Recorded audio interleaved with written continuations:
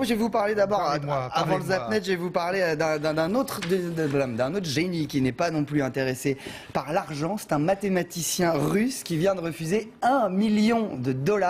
Il a résolu l'un des plus grands mystères mathématiques de ces 10 derniers siècles, rien que ça. Il s'appelle Grigori Perelman et il vient de décliner le prix du millénaire. C'est un institut américain qui remet ça avec un petit chèque de 6 euros qui va avec. Non merci, a répondu Grigori. Il avait déjà refusé l'équivalent du prix Nobel de mathématiques, une énigme vivante qui préfère vivre recluse dans son petit appartement de Saint-Pétersbourg. Emmanuel Raoul. Des chiffres sur un tableau noir, oui, mais sur des billets verts, non.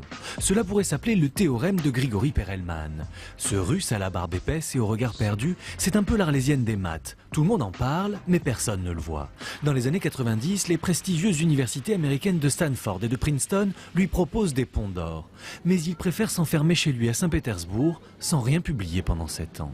Puis un jour de 2002, sur ce site participatif, il fait paraître une série d'articles qui vont tout simplement résoudre l'un des 7 problèmes les plus recherchés du millénaire, la conjecture de Poincaré.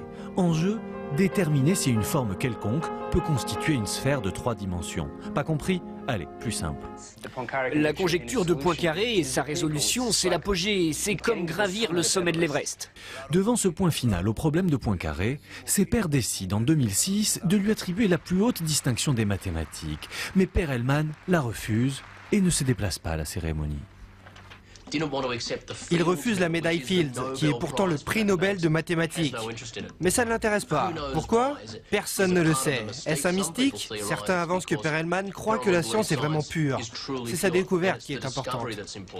Dans une de ses très rares interviews lâchées derrière la porte fermée de son appartement, il s'est ainsi justifié. Cela n'a aucun intérêt pour moi. Tout le monde a compris que la démonstration était correcte et je n'ai besoin d'aucune autre reconnaissance. Et voilà pourquoi il vient de refuser le prix du millénaire et son $1 million offert par le prestigieux Institut Clay. Selon une de ses voisines, son appartement ne compterait qu'une table, un tabouret et un lit crasseux. Il aurait même cessé toute recherche scientifique. Tandis qu'il reste muet, le monde mathématique se perd en conjectures. Ah, c'est un pur et dur. Hein. Refuser $1 million, bah,